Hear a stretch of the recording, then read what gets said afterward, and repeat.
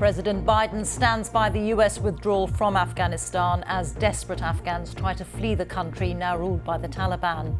Mayhem and panic at Kabul airport, with people clinging to moving planes trying to escape. Mr. Biden admitted the situation had unraveled quickly, but he defended the withdrawal. I stand squarely behind my decision. After 20 years, I've learned the hard way that there was never a good time to withdraw U.S. forces. In Kabul, Taliban militants patrol the streets. There's widespread fear the regime will bring repression, especially of women. We have to take some bold stances for the protection of women and girls, for the protection of minority groups, and for peace and stability. Here, the RAF is bringing more UK citizens back to safety from Afghanistan, and the government is increasing the number of troops to help in the evacuation. Also on the programme, a change to the rules on self-isolation in England and Northern Ireland if you are pinged. Nearly 1,300 people are known to have died in a massive earthquake in Haiti, and a tropical storm is now heading towards the devastated country. And India pull off a stunning victory in the second test against England. And coming up in the sports on the BBC News Channel, it's a winner-takes-all clash in the 100 as the Southern Brave and the Oval Invincibles go head-to-head.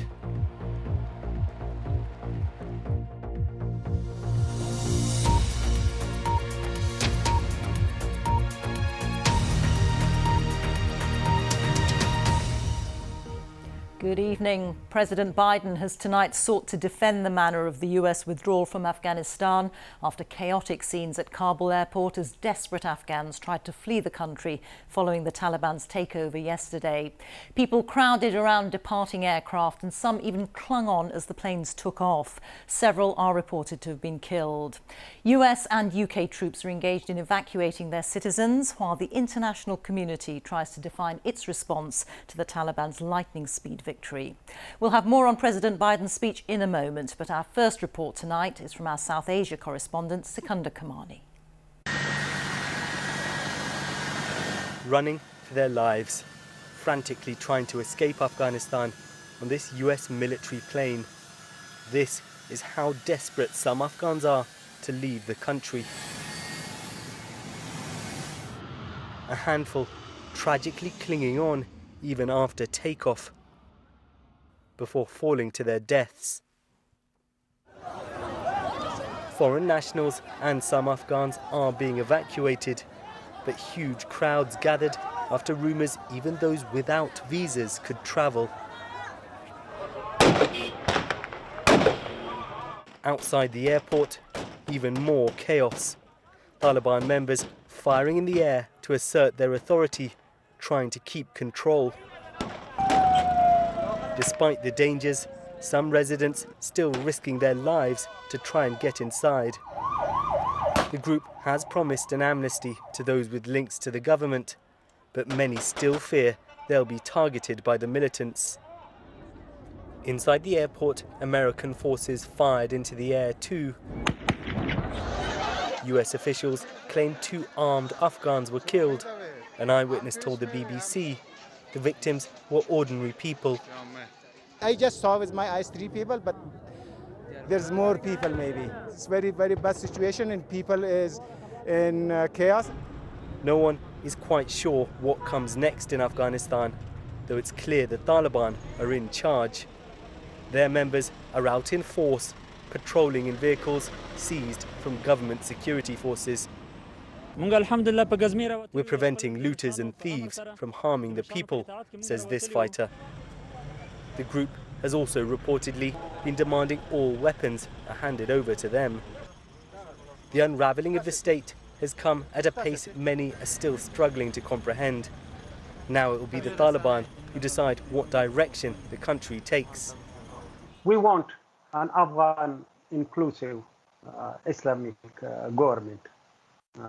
So by that we mean all other Afghans have also participation in that government. So of course that need a little bit time and deliberation and talks. The terror and panic at the airport today, an awful ending to 2 decades of international efforts to rebuild this country. For all its fractures and rampant corruption, Afghanistan had also seen fragile progress. The future for its people is now deeply uncertain. Sikandar Kamani, BBC News. For the latest from Kabul, we can speak to the BBC's Malik Mudassir. Malik, we saw scenes of panic at the airport and you were there. What was it like? Well, this morning when I went to airport to see what's the situation like there, it was the most chaotic scene I've ever seen in the last 10 years. The people, they were just trying to get to airport from with their families, children, and everybody was like rushing to get into airport. They were climbing walls. They were not even scared of the bullets which Taliban firing towards them to disperse them. And I could see the desperation and the anxiety on their faces that they just want to flee out of this country. Even they didn't have any travel documents like passport and tickets. And in the city centre, Malik, what's the atmosphere like now? Well, in the city centre this afternoon, I have seen Taliban patrolling in those vehicles which was provided by to Afghan forces lately, and they were there and they were controlling the traffic, and they have taken over all the official buildings and their paperwork as well. Malik, thank you. That's the BBC's Malik Mudassir in Kabul. Well, President Biden tonight defended the US withdrawal from Afghanistan, saying he stood squarely behind his decision and that there was never a good time to withdraw. But he did acknowledge that events there had unfolded more quickly than anticipated. Our North America editor John Sopel reports. The sudden capture of the country's capital has shocked the world. Whatever the political bent of the network, the Taliban has taken over Afghanistan, seizing control of Kabul. The verdict today has been unanimous and brutal. The Biden administration is redefining the word incompetence. An epic humiliation of US foreign policy, a woeful mishandling by President Biden. Just a month ago, the president said a Taliban takeover of Afghanistan was highly unlikely. And given this torrid backdrop, Joe Biden had little choice but to cut short his vacation and return to Washington by helicopter. How else to answer his critics? He was unrepentant. I stand squarely behind my decision.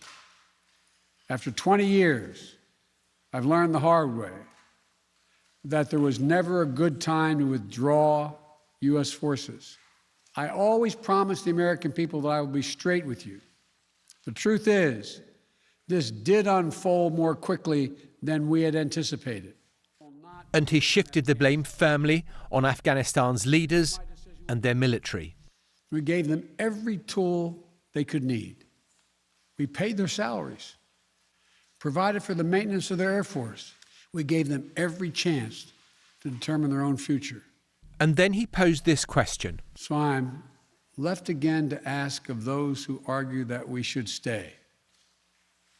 How many more generations of America's daughters and sons would you have me send to fight Afghanistan's civil war? The hurried evacuation of the US embassy caught everyone by surprise and has unleashed a torrent of criticism. It seems the Biden administration, again, has no plan and has created another crisis in Afghanistan where it didn't need to be at the end of the day. This is about leadership, and the way in which we are removing ourselves and withdrawing from Afghanistan didn't need to occur. What do we want? Peace. When do we want it? Now. And outside the White House, there have been protests from pro-Afghan groups. This woman served 2 tours of duty in Afghanistan with the US Air Force. Today I'm embarrassed to be an American. Why? Because we pretended to be allies with these people and then we just left lambs to the slaughter. It's immoral. Our drawdown was irresponsible and immoral. And America's better than this. And the anguish is deep among former Afghan nationals. They don't care anymore about Afghanistan. We are not as important as we were back in 2000. That's the reason we are here. We are here in order to speak up for the women who worked for the United States. In Herat today, near the Iranian border, life is carrying on with an air of normality. But what will this city and the country feel like in a few months' time with the Taliban back in charge? Will it be 2001 all over again? John Sopel, BBC News, Washington. It's 20 years since the Taliban was toppled by the US, who blamed them after 9/11 for harbouring Osama bin Laden and other al-Qaeda figures. The Taliban say they have changed since last being in power. Back then, they established Sharia law and denied rights to women. Our chief international correspondent Reeta Chakrabarti looks now at how the Taliban is likely to govern this time and how the world might engage with them. Step by step, a return to rule. Ever since the Taliban signed a deal last year with the US, their old enemy, they've been emboldened. Moments like this started to raise their international profile, and recent months saw their flags hoisted on the ground.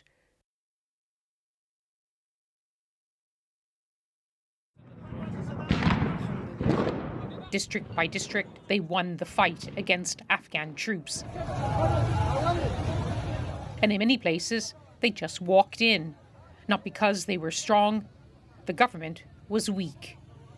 The corrupt government and the corrupt leaders and that government, they were also pretty much responsible for this fight because they didn't stand up by their own people. They didn't take in rural areas into confidence, rural people into confidence. They took the aid money and they just went away. And that's the reason that so many people lost confidence in them.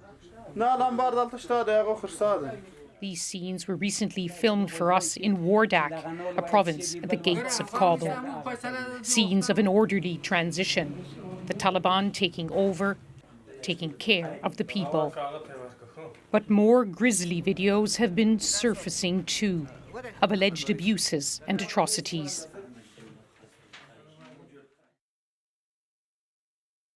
What do you say now to those who fear the return of the Taliban? They should not fear. They should not fear because the government which will come after this will be acceptable to all Afghanistan.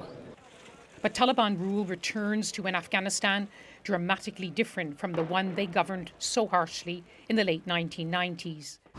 We've reported on the change, however imperfect and incomplete, over the past 2 decades. No one expecting their lives could be so suddenly shattered. Afghans, especially women, now fearing they will lose everything they gained. I'm speaking for millions of Afghan girls and women who are about to lose their freedom to go to school, to work, and to participate in the political, economic, and social life of the country.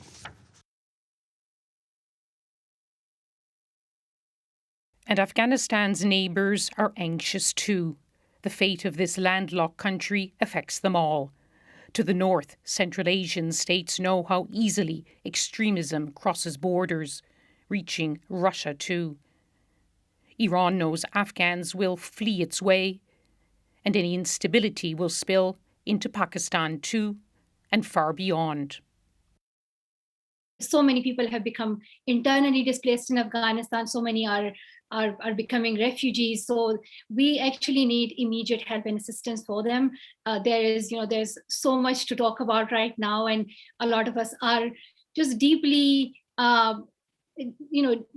depressed about the situation there.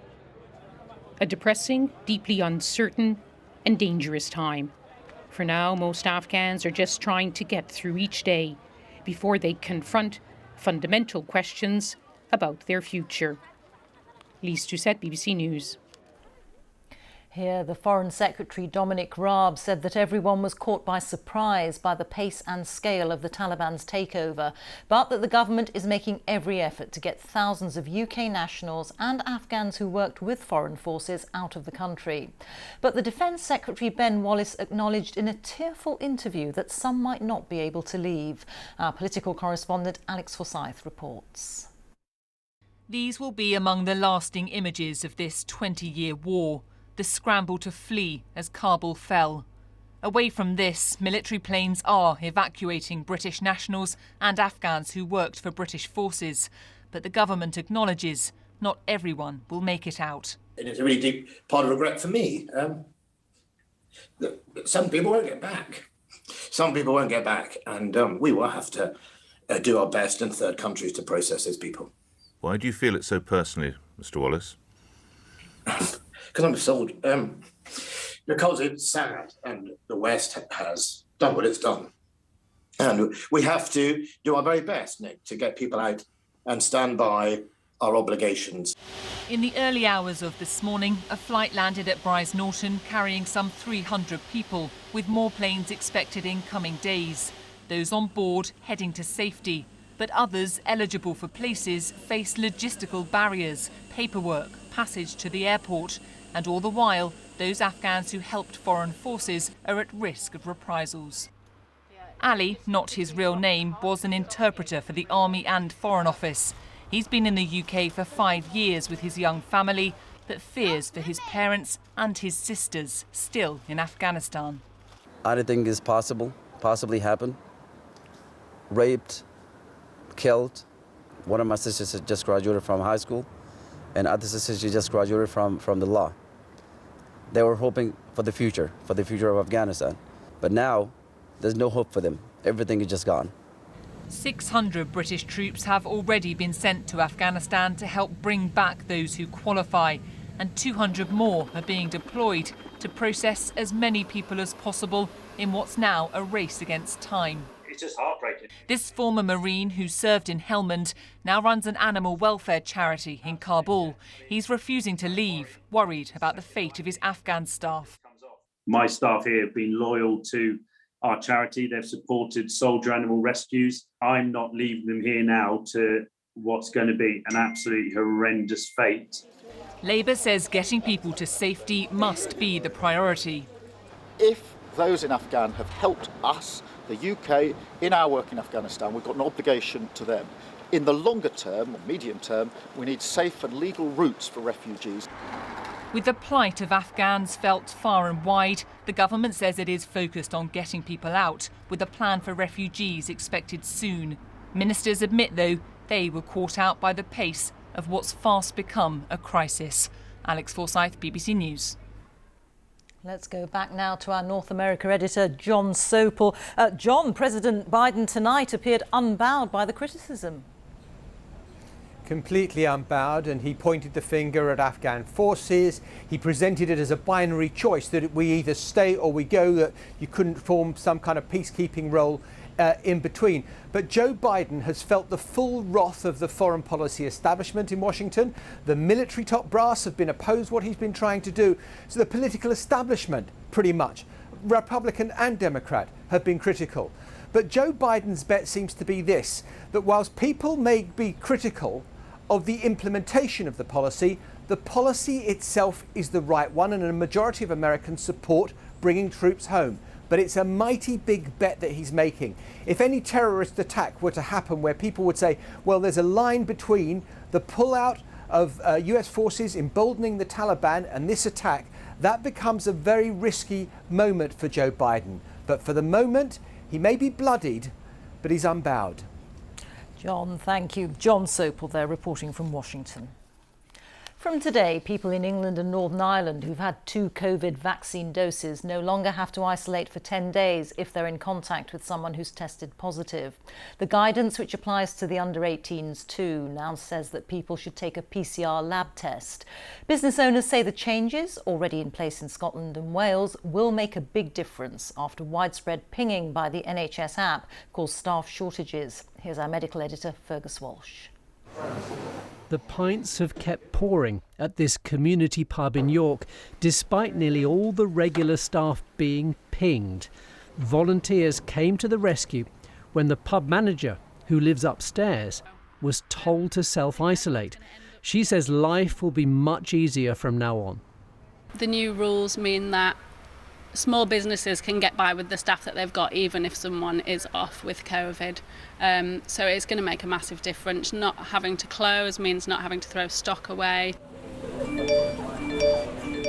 Nearly 700,000 self-isolation alerts were sent out in England and Wales in 1 week in July in what was dubbed a pingdemic. Now the double-jabbed and under-18s will be advised to take a PCR test if identified as close contacts by test and trace, but it won't be compulsory.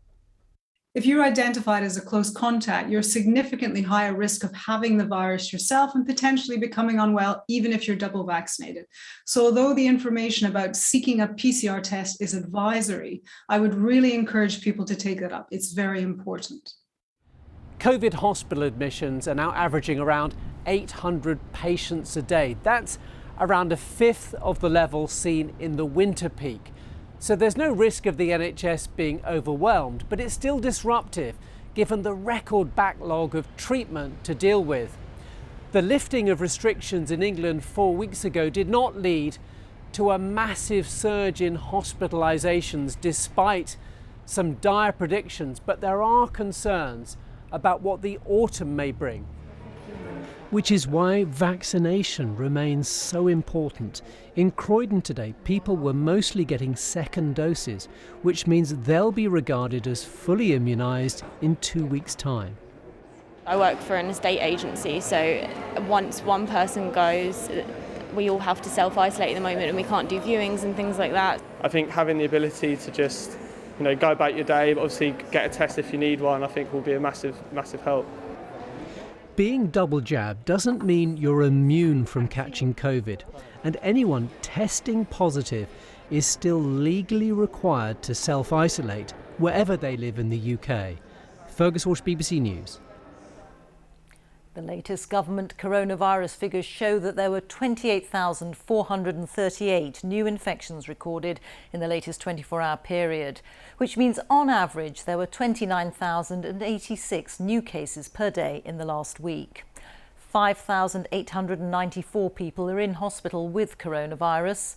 26 deaths were recorded in the last 24 hours, but the number of deaths recorded at weekends normally falls quite sharply. On average, there were 89 deaths a day in the last week. Over 89% of adults in the UK have now had their first jab, and 77% have had both jabs. Aid workers in Haiti are racing to provide food, water and shelter to survivors of Saturday's earthquake before a major tropical storm hits the country. More than 1,400 people are known to have died after the quake struck on Saturday. The problems are even more acute in remote areas. Our correspondent James Clayton managed to travel to the town of Le Quay to the southwest of the epicentre, and he sent this report. Many of these people were asleep when the earthquake hit, their homes caving in. It's hard enough to treat survivors of any natural disaster, but when the hospitals themselves are under fear of collapse, it makes it all the more difficult. Well, this hospital is simply too unsafe to have people stay inside, so they brought everyone outside here, and they've tried to place them under trees, under tents, to try and keep them a little bit cooler and out of the hot sun. But what you're seeing here is 48 hours after the quake.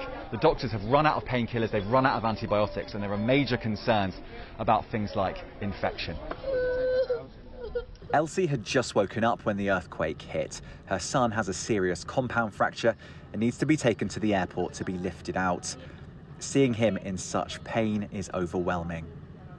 There simply aren't enough facilities to treat people in this remote part of the country. From the hospital, some of the injured are taken to this airport, waiting for a flight out to the capital, Port-au-Prince, like 19-year-old Tanya, who's pregnant. So you woke up and basically tried to run out, but then the house collapsed on top of her? She says her leg hurts and she has abdominal pain. Most of the hospitals here are in need of the basics. IV solutions, bandages, medications, including antibiotics and pain management medications. They're in the same situation where they've run out. Overall, it's dire. We're sitting here with 3 hospitals that are moving patients to the airport for transportation out. There's no coordination. A tropical storm here is also preventing flights in and out of the capital. The people here need help, but at the moment, not enough is coming. James Clayton, BBC News, Le Quay. A minute's silence has been held to remember the victims of last week's mass shooting in Plymouth. 5 people died in the attack in the Keyham area on Thursday. Today, the Home Secretary has called on police forces in England and Wales to review the way they consider applications for firearms licences. Our correspondent John Kay reports. they gathered in parks and playgrounds across Plymouth. It's been really hard. I think we're still all in shock. What's happened, aren't we? At the city's Guildhall, some of those who responded to the shootings joined community leaders to remember 3-year-old Sophie Martin and her father Lee, shot at random as they walked home. Maxine Davison, the first victim, who was the mother of the gunman. Stephen Washington, who was walking his dogs when he was killed. And 66-year-old Kate Shepherd, who died from her injuries in hospital. The bell rang for each of them.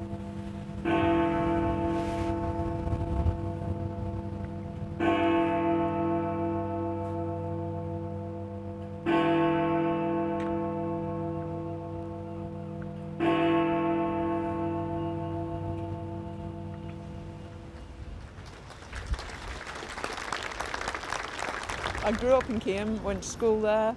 Leanne came to remember the neighbours she's lost. Just trying to process it all, really. It could have been any of us walking along the street that day. My family, my children, anybody. And it's really hard to sort of realise that it was that close.